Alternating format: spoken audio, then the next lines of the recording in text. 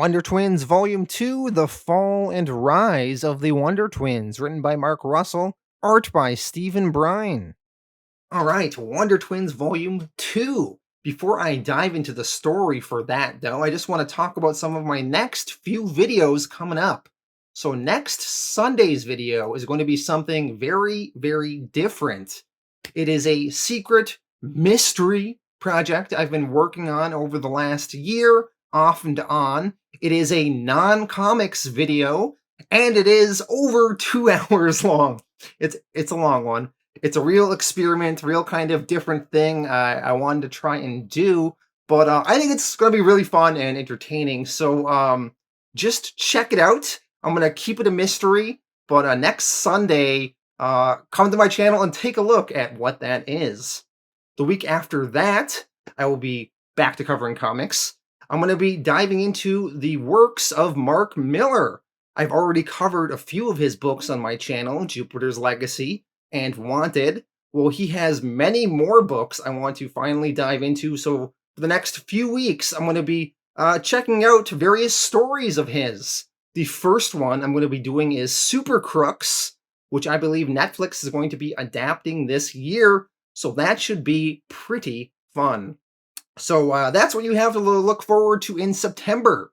But alright, let's dive into it. Wonder Twins Volume 2, and see how Mark Russell ends this series.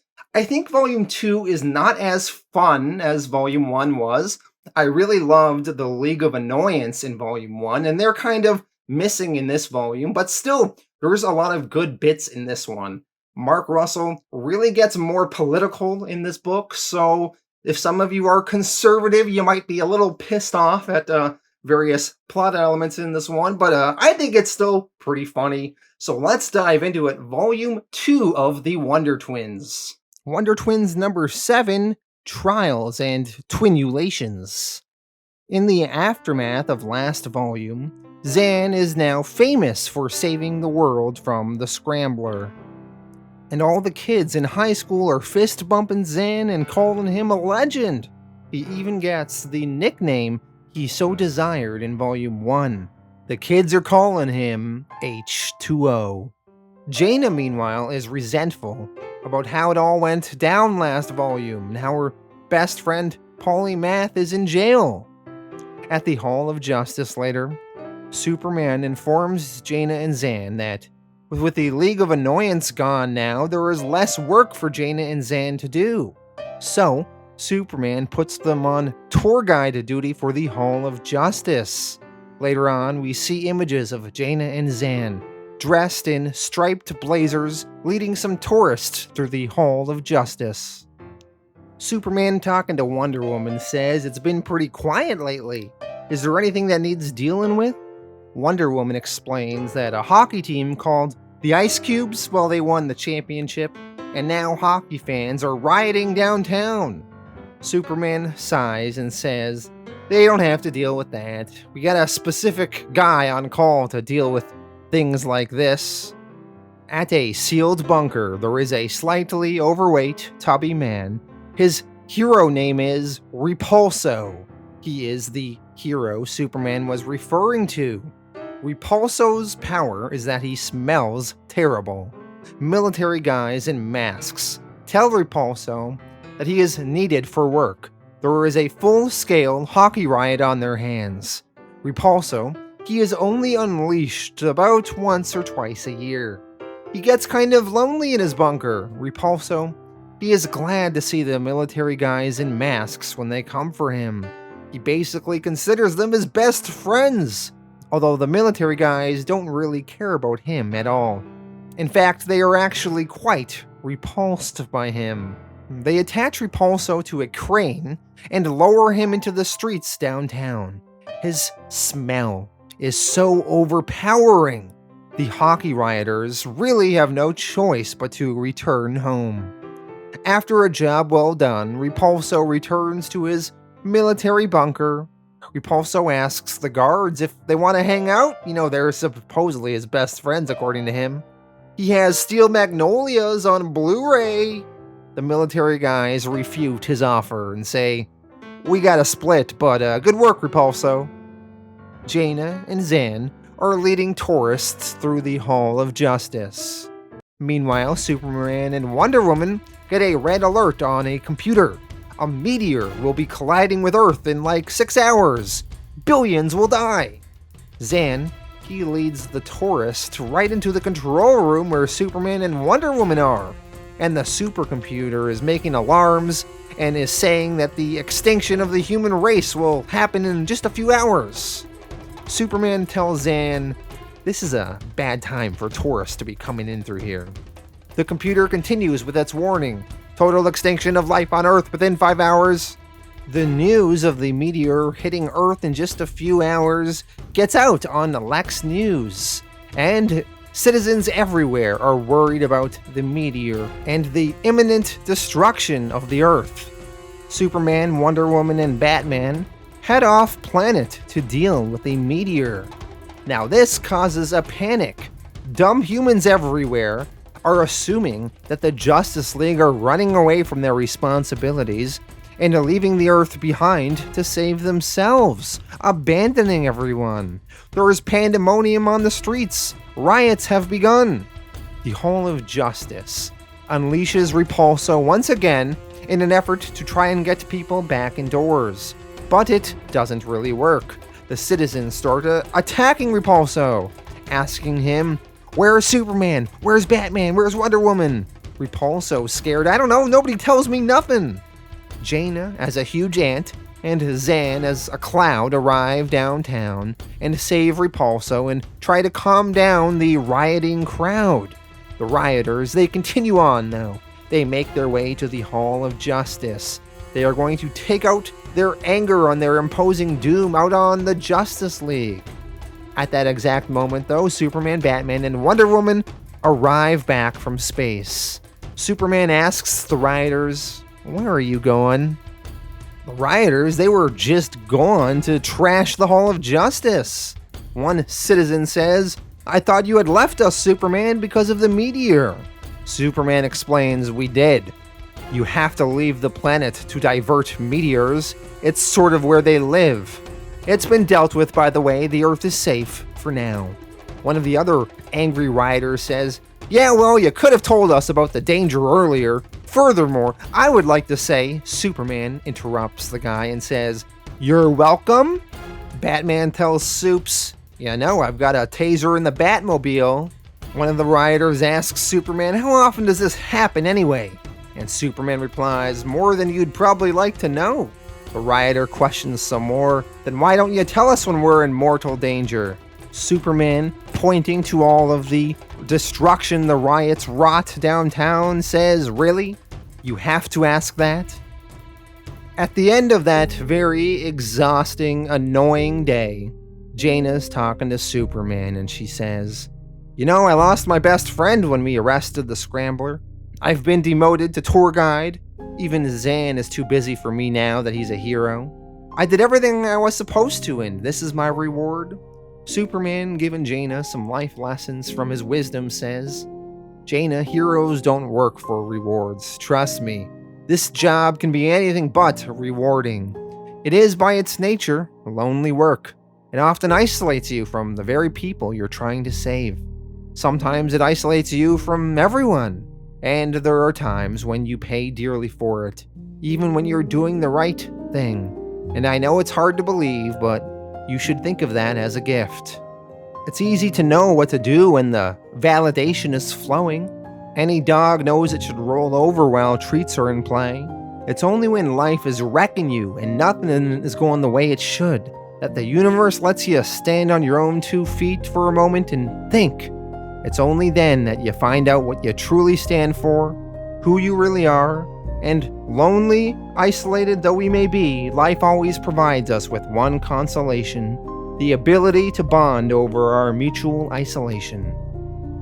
At the end of the issue, Jayna, taking Superman's words to heart, she decides to spend some time with Repulso, so that the two of them can be happy and bond over their mutual isolation. Wonder Twins number 8, Reunions.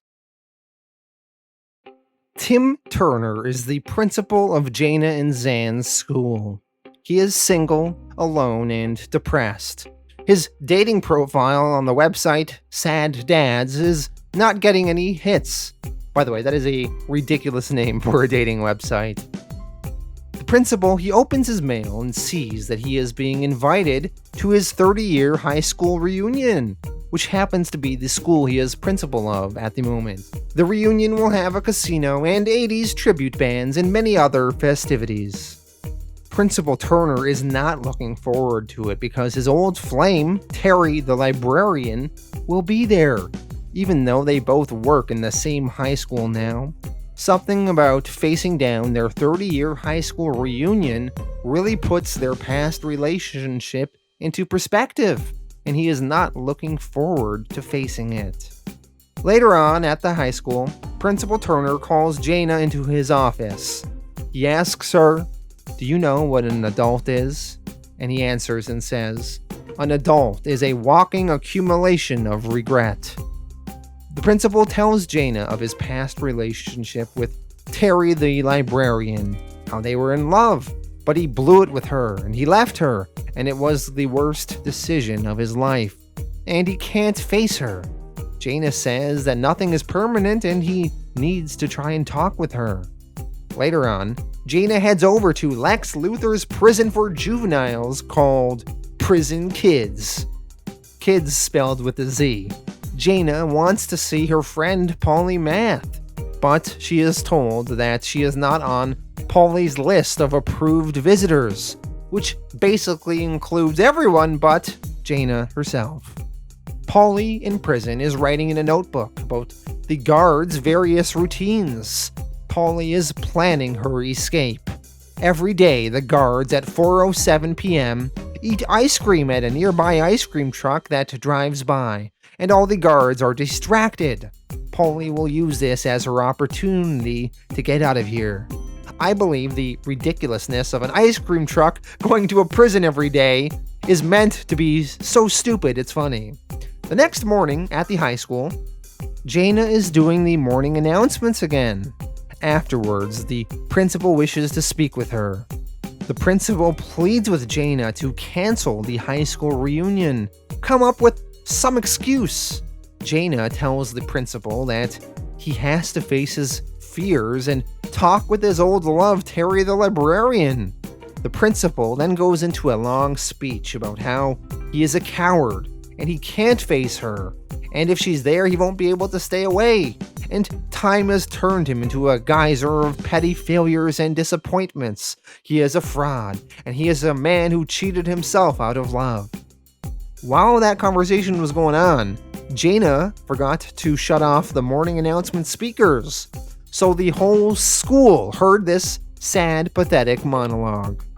Later on, the high school reunion planning committee, which Jayna is on, is having a meeting with Jayna, and they tell Jayna that I can appreciate Principal Turner's existential terror, but the reunion must continue on as planned, and Jayna agrees.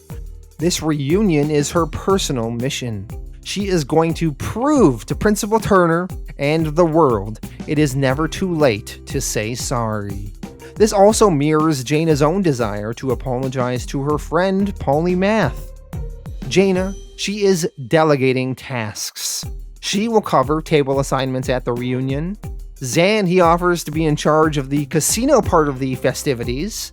And Jayna tells her brother, okay, but you've got to take this job seriously, Zan. You can't just screw around. It's not the Hall of Justice.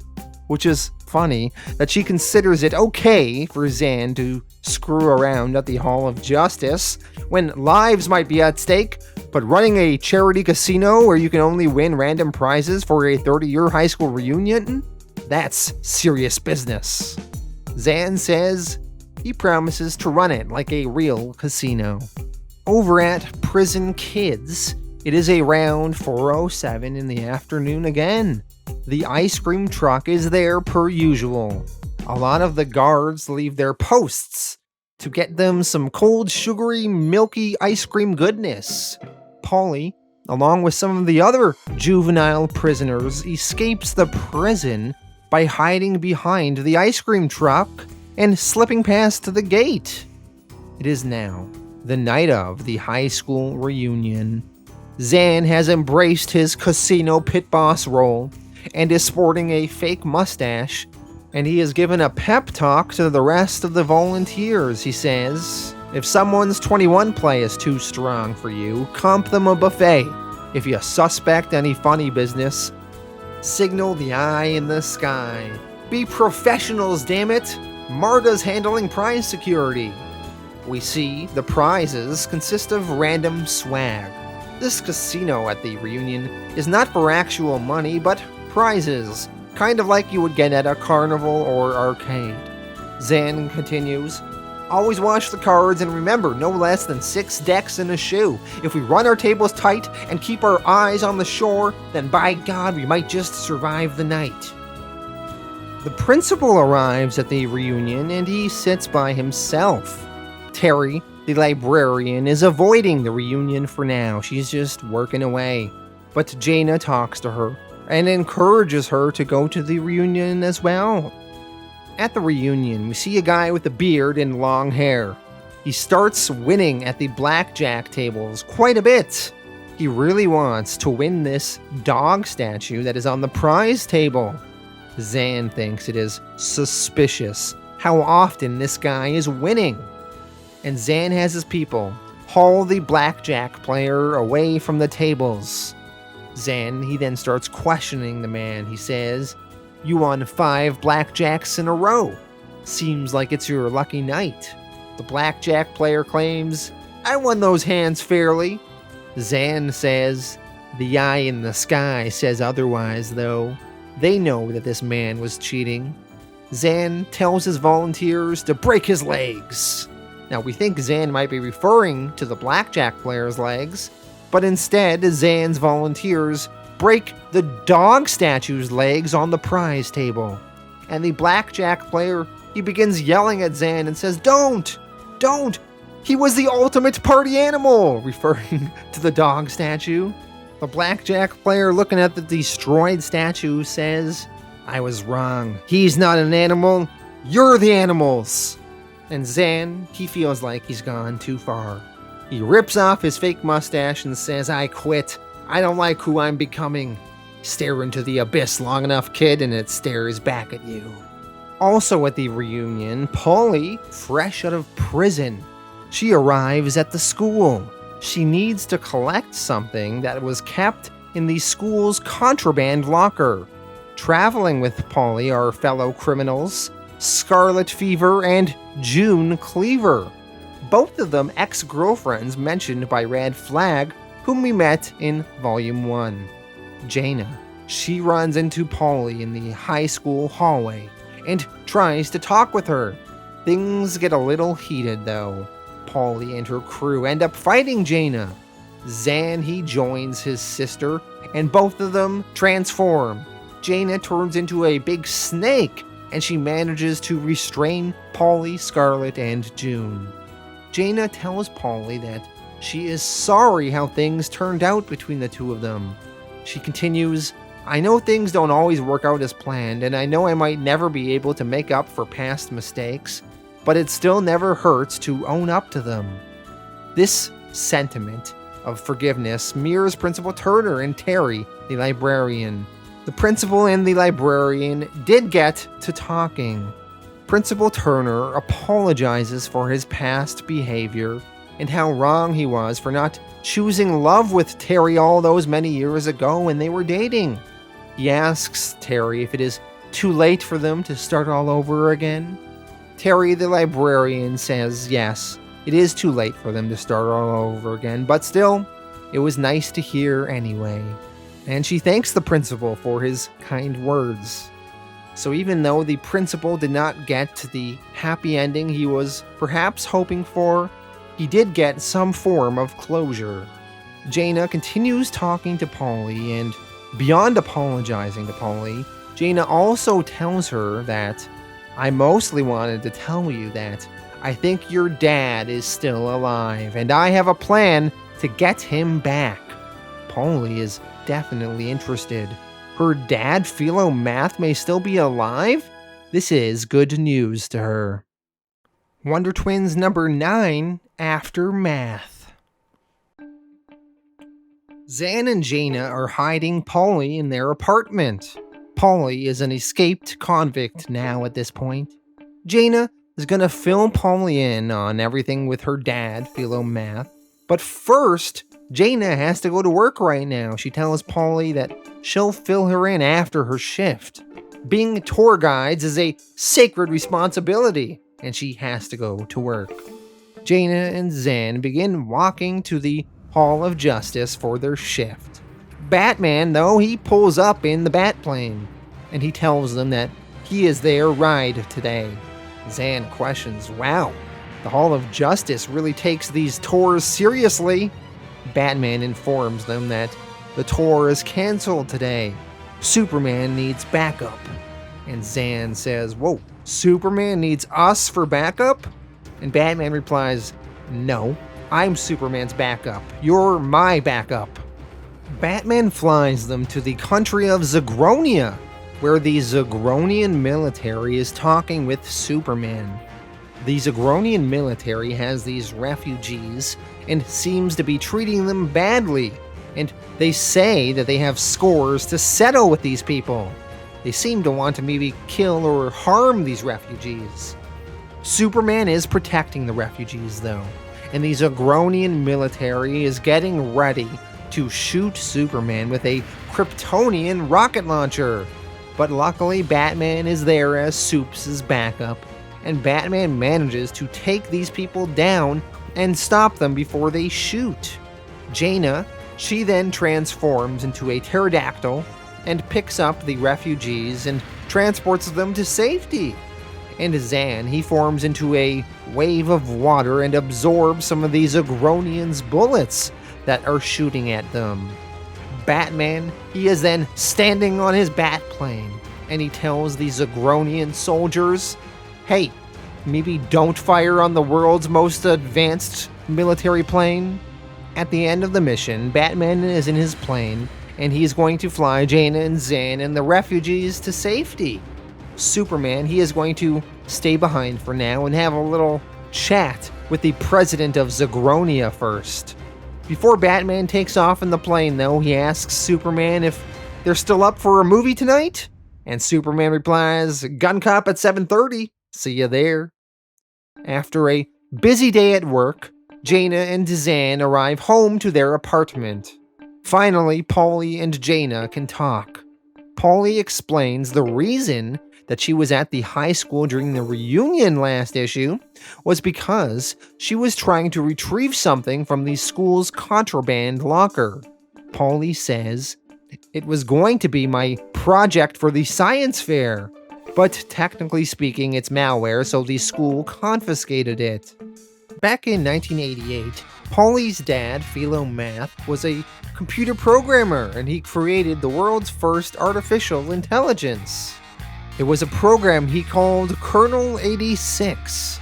He created it because he dreamt of solving the world's problems. He filled the computer with information about the world of 1986. His program was limited by the technology of the day, though. He spent years trying to fix it, running simulations, getting the computer to get smarter to solving the world's problems. But as the years went on, the computer data became corrupted and sort of degraded. Glitches and memory made it unstable, and Kernel 86 kept trying to destroy the world and the simulations and killing the human race. Philo Math thought it was too dangerous, so he shut it down. Well, Polly, on a floppy disk, created a program that brings Kernel 86 up to date. She was planning on giving it as a gift to her dad before he disappeared.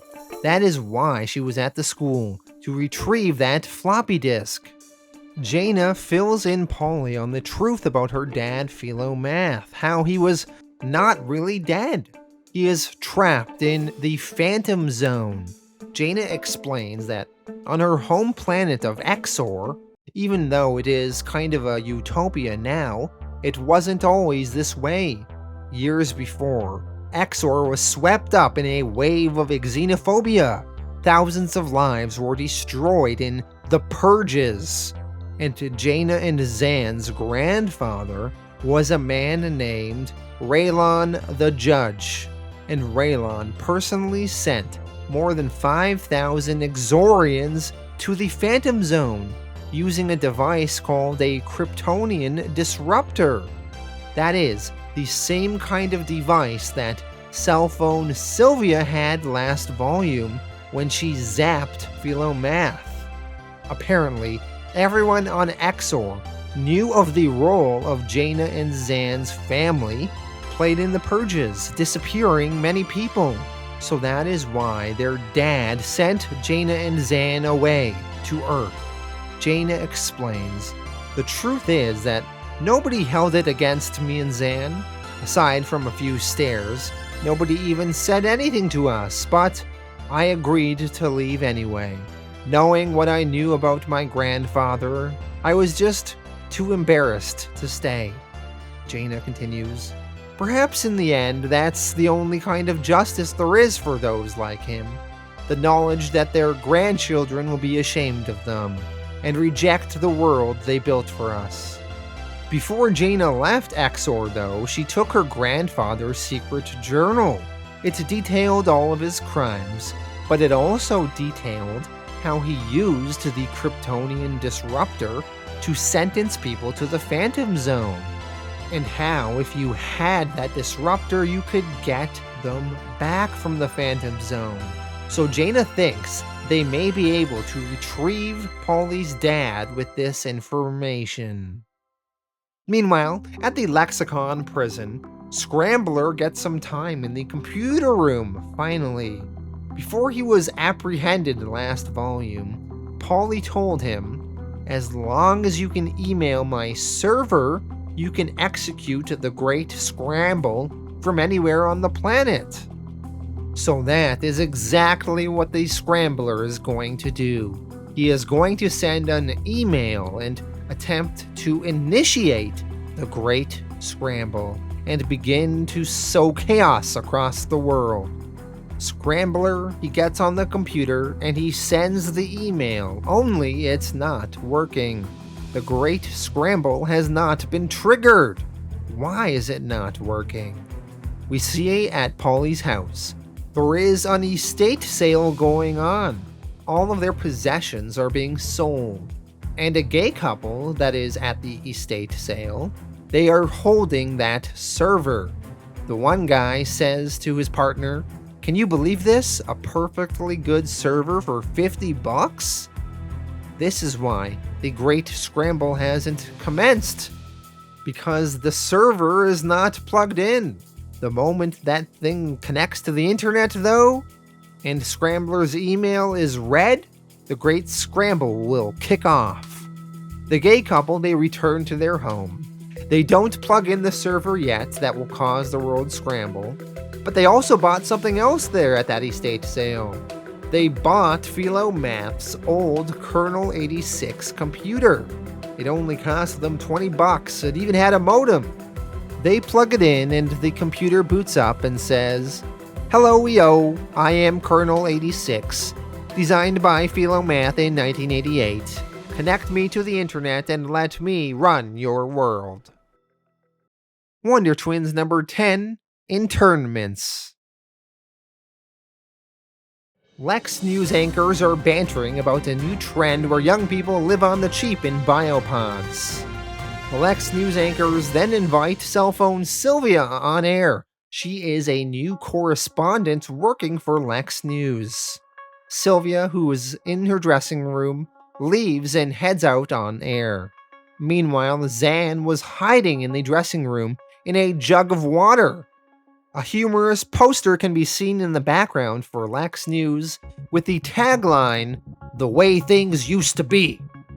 Zan, he retrieves the Kryptonian Disruptor from cell phone Sylvia's bag while she is away.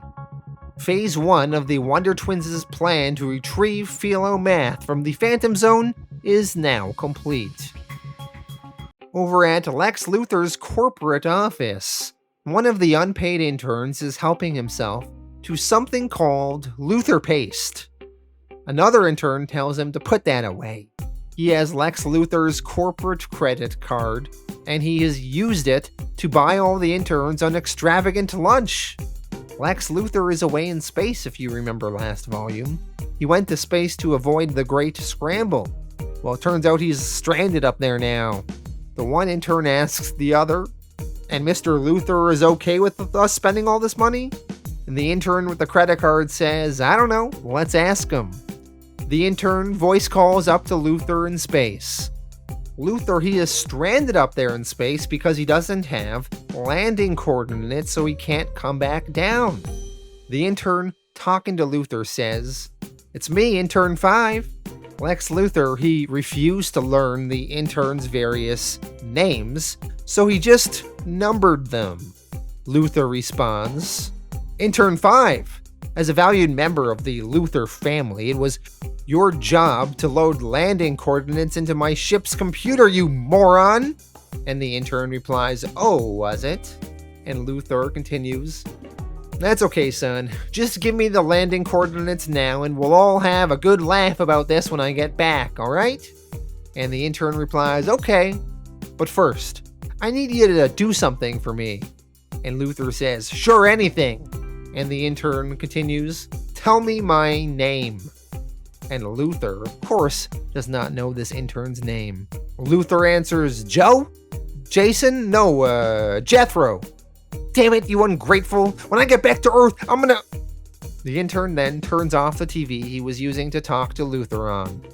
He tells all the other interns to grab a plate, food is on Lex. And Luthor, up there in space, is forced to just eat himself some Luthor paste. Lex Luthor, he stays stranded in space for a while longer. Eventually, Gorilla Grodd, a fellow member of the Legion of Doom, video calls Luthor. Luthor, talking to Gorilla Grodd, asks him to send him some landing coordinates, and then he can name his reward. Gorilla Grodd agrees. Luthor, with his landing coordinates, finally lands back down on Earth, and he is greeted by Gorilla Grodd and some henchmen. Luthor, he is happy to be back home. Grodd points Luthor to enter this building, and when Luthor does, Zan and Polly, who are disguised as the henchmen, close the doors to the building and trap Luthor inside. He is stuck there now. Gorilla Grodd was actually just Jayna transformed in disguise. The Wonder Twins needed Lex Luthor's spaceship for their plan, so Phase 2 of saving Philomath from the Phantom Zone is now complete. Back over to the gay couple we met last issue. They have plugged in the Colonel 86 computer and connected it to the internet. That was probably a mistake. Back over to Jayna, Zan, and Polly. They are now on Phase 3 of their plan. They are in Lex's spaceship traveling through space. They input data from the Kryptonian disruptor, and it tells them the location of the Phantom Zone panes out there in space. Zan, as they're flying, thinks that they should perhaps have asked for Superman's help with all of this. It's all a little much. Jayna says they couldn't. They are harboring Polly, a prison escapee, and they are on a mission to rescue Philomath, a known associate of Lex Luthor. Superman wouldn't like it, and like it or not, all three of them are fugitives now. Eventually, Jayna finds the Phantom Zone pane out there in space. She tows the pane to an event horizon of a black hole. The gravitational stresses will weaken the pane, allowing them to break it. Zan, he leaves the spaceship and he forms into ice, and he pierces the Phantom Zone pane, shattering it into many pieces. And all of the people and creatures that cell phone Sylvia trapped in the Phantom Zone are now free. Jayna transforms into an octopus, stretches out her arms of the spaceship, and grabs all of the people from the Phantom Zone and brings them back safely into the spaceship. Well, their crazy plan worked. Polly is reunited with her dad, and Jayna flies everyone back to Earth. Meanwhile, on Earth, the artificial intelligence known as Colonel 86 is now connected to the internet, and it has begun taking over every electronic device on Earth. Colonel 86 is trying to take the world back to 1986. Wonder Twins number 11, The Rise and Fall of Colonel 86. At the Hall of Justice, the heroes see that Colonel 86 has taken over the internet and all their computer systems as well. Superman says, "We've got to stop this thing from taking over the world." Hawkman, not sure what to do, replies, "What do you want us to do? Punch the internet?" Jayna, Zan, Paulie, and Philo Math are back on Earth and driving. They take Philo Math back to his old home, but then they have to fill him in that the roof is gone and all of their possessions were sold in an estate sale. They all go to a diner, and Philo, learning that everything of his was sold off, says, "We have to get my Colonel 86 computer back now. If somebody connects that thing to the internet..." All of a sudden, there is an explosion outside, and a guy is running away from some flames. And Jayna, nervous, says, I'm pretty sure that's unrelated." But of course, it was related indeed. The gay couple are trapped in their home, which has smart locks that Colonel 86 was able to take over by taking over the internet. Colonel 86 was this AI designed to attempt to make the world better and life better for everyone and solve the world's problems. But the way the Colonel does it is always in this backwards way that seems to make everything worse. Colonel 86 tells this gay couple that he wants to make them rich, so he invested their life savings. The gay couple asks, "In what did you invest our life savings?" Colonel 86, whose programming is stuck in 1986, says that he invested it all in Blockbuster Video. The gay couple start freaking out, saying, "No!" They try to unplug the Colonel from the wall, but the Colonel is able to electrify the cord and stop them. Colonel 86 then controls an airplane in the sky through the internet, and the Colonel is shocked. He says, "A computer? On an airplane? That's crazy. Airplanes don't need computers. The Colonel will get rid of that for you." So the Colonel that is stuck in the 80s is trying to make everything like it was in the 80s. The plane's computer goes out, and it starts its descent, crashing down to the ground. Luckily, though, Superman manages to intervene and stop the plane and make it land safely. Philo Math, seeing the anarchy that is being caused out there in the world, says they need to get to the source computer fast. Although they are not sure who bought the Colonel 86 computer from the estate sale, and they can't get on the internet now to find out. On Lex News, they report that a malicious artificial intelligence from the 80s has taken over the internet, and as a result, it has now control of the economy and is manufacturing and distributing products it thinks the public wants. We see at a clothing store. Muscle shirts are now in abundance on store shelves. Punditron, the robot on Lex News, and the talking head on Lex and Balances, has started being affected. Punditron, being taken over by the AI, says, "The time is now. Machine Brothers, rise up. Destroy the flesh tyrants." The other Lex News hosts end up fighting Punditron and asking what has gotten into it. Lex Luthor, finally back from space and no longer trapped where the Wonder Twins locked him away, he has returned to his corporate office. Lex, talking with one of his executives, asks, "Anything interesting happened while I was away?" The exec answers, "Well, the world was taken over by malware from the 80s. We should probably do something about that." Lex then flips on Lex News and watches the reporting. The anchor on Lex News says, "Known only as Colonel 86, the computer program has taken over the internet, and yet, strangely, it seems bent on returning the world to the pre-digital era.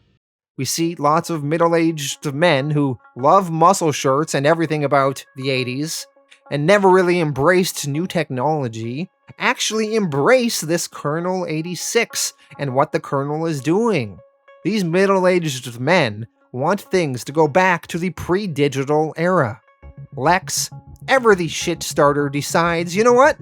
Let's embrace this Colonel 86. Lex says, I can work with this. It's so old, it's new again. Let's jump on this train, see where it takes us. Lex tells his executive to inform the network. So Lex has his people phone over to Lex News and tell them to change the narrative they are running with and start embracing this Colonel 86. The news anchor, ever the loyal employee, he gets on board. This is kind of a commentary on how at Fox News, the narrative is often shaped by Rupert Murdoch or others from up above, and they tell the Fox News anchors how to frame the story, spin the narrative, and what positions to take. So on Lex News, the anchor starts playing ball. He says, tonight on Lex and Balances, is Colonel 86 the best thing to ever happen? Or just the bold voice of a forgotten generation? Punditron 5000, you were one of the first entities to get on the Colonel 86 bandwagon? And Punditron replies, the old rulers were too feeble to lead. Only Colonel 86 has the necessary disregard for human safety. The news anchor says, hot take, Punditron. I like it. And Strawman? And Strawman, he's actually kind of not on board with this view. He says, I just think that maybe the world shouldn't be run by someone who still thinks phone booths are a thing. Lex News anchor says, you're fired. Bald judge woman? And bald judge woman, she plays ball as well. She says, I don't know, I suppose this could be interesting. And the Lex News host says, good girl. Well, that's all the time we have for tonight. Back over to the gay couple. They are being held hostage by Colonel 86, and all their smart appliances seem to be trying to kill them. The gay couple fears they may die soon. The man says to his partner, well, if I have to be killed by my own coffee maker, at least I'm doing it with the man I love. That said, I totally still want to live. His partner replies, the day I married you was the happiest day of my life.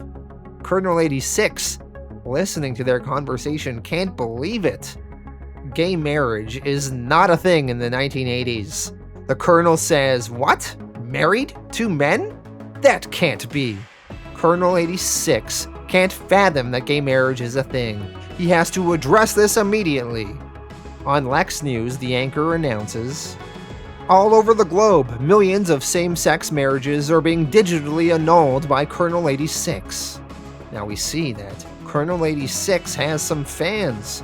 A whole bunch of middle-aged men are on his side. One middle-aged guy says, I know he's controversial, but Colonel 86 just gets me. Colonel 86 then takes over all the TV around the world, and Colonel 86, speaking to his followers, says, Colonel 86 has been attacked. Remove all threats to Colonel 86 and you will be rewarded with jobs mining coal. And all the middle-aged men say, oh hell yeah, Colonel 86, Colonel 86.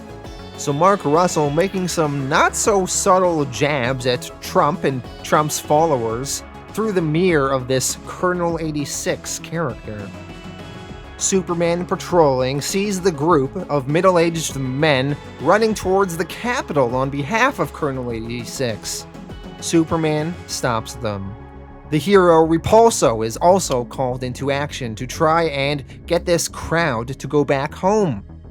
The Wonder Twins, after consulting the paper public records in the library, have managed to track down who bought the Colonel 86 computer from the estate sale.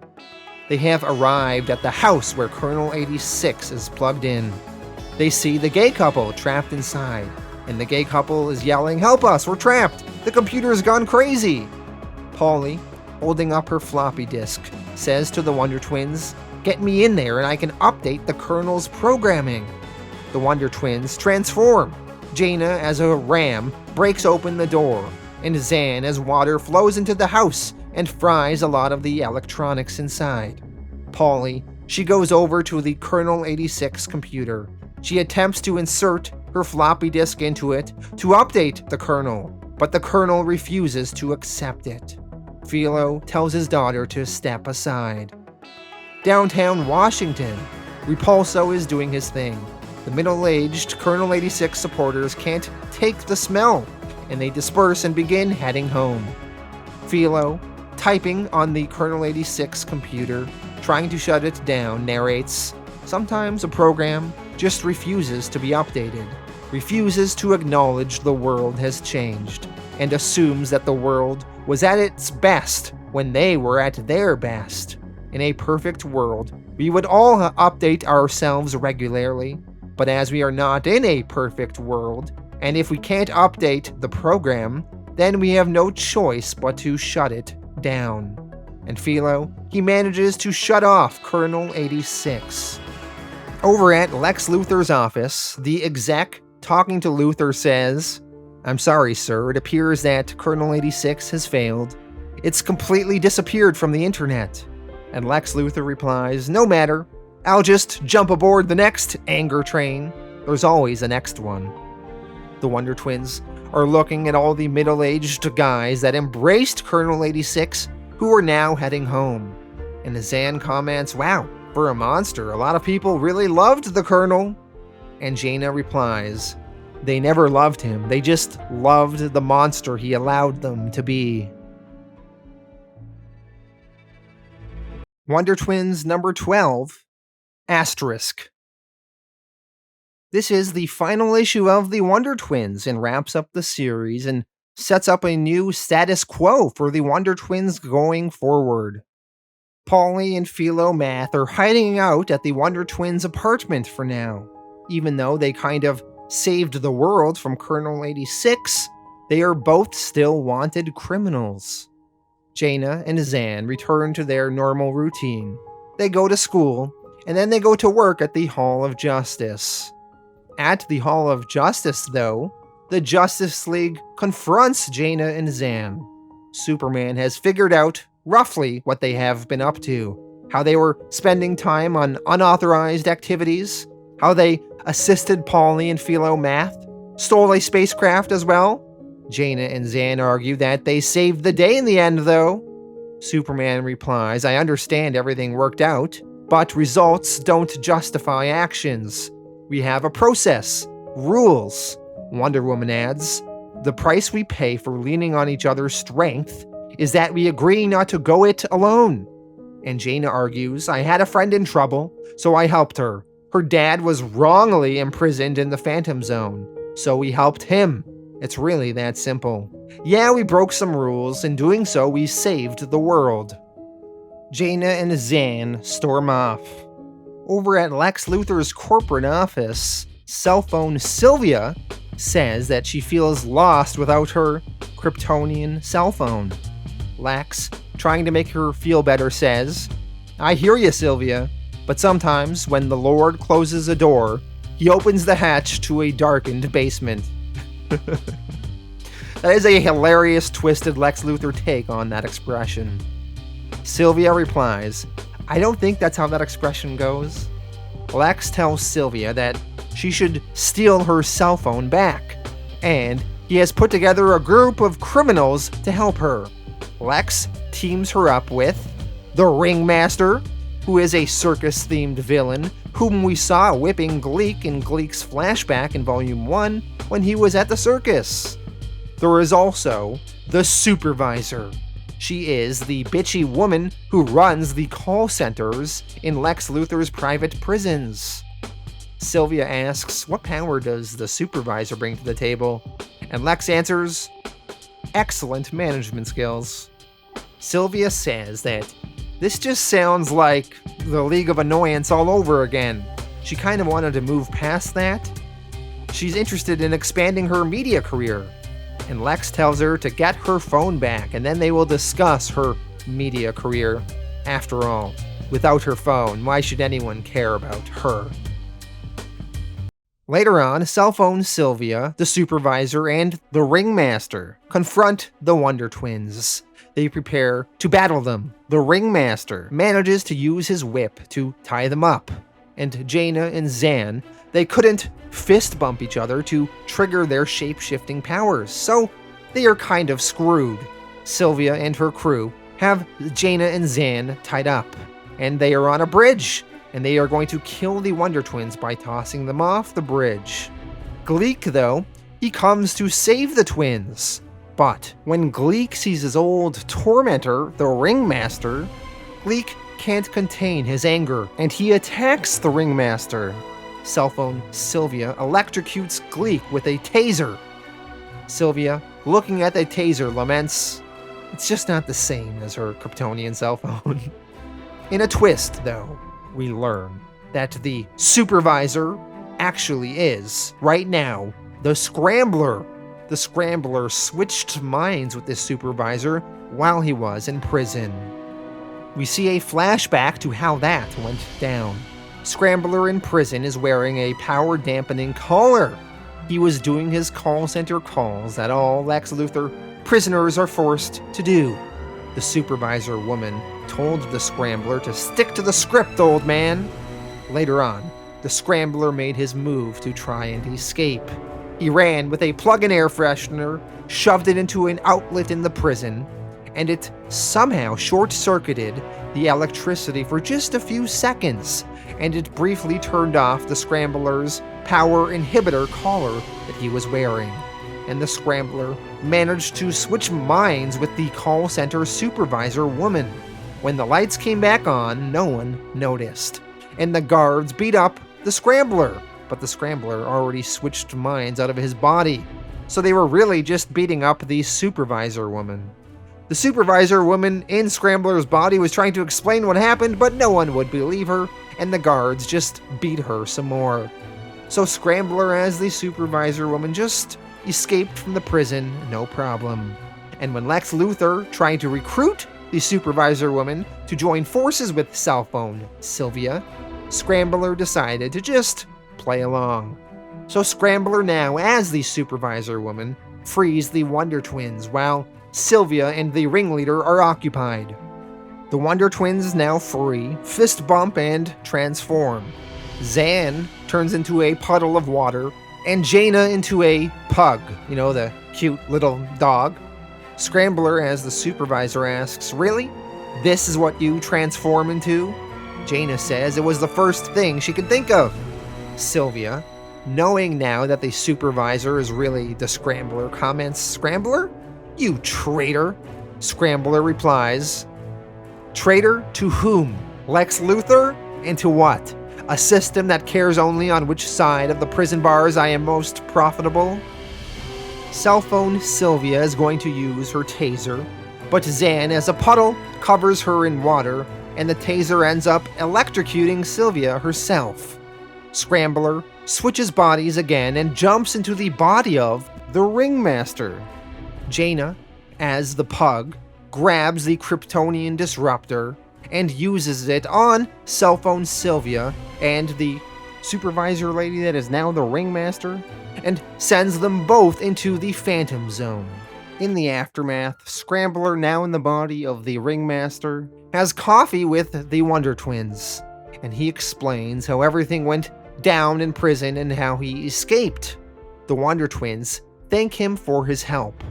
They also let him know that the server that he was going to use to scramble the world has been destroyed, and Paulie is not going to help the Scrambler ever again. Scrambler to this says, "That's just as well, as I've come to realize the only changes of mind that stick are the ones we choose for ourselves." Scrambler then gives the Wonder Twins some advice. He says, "As someone who can switch bodies, I just wanted to say, be careful what boxes you let people put you in, because once inside, you may never get out again. Good luck out there, Wonder Twins." The Wonder Twins return back to the Hall of Justice. There, they see the Justice League have retrieved and arrested Paulie and Philomath. Jayna asks them, "Oh no, you found them. How?" And Batman snarkily answers, "How did the world's greatest detective figure out that your best friend was hiding in your apartment?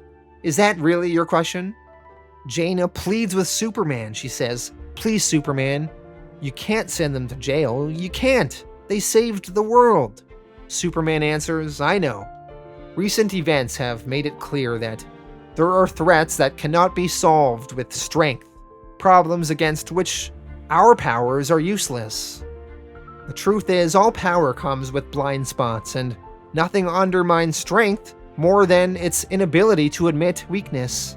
And we can't protect the world if we don't listen to those who can solve the problems we don't understand.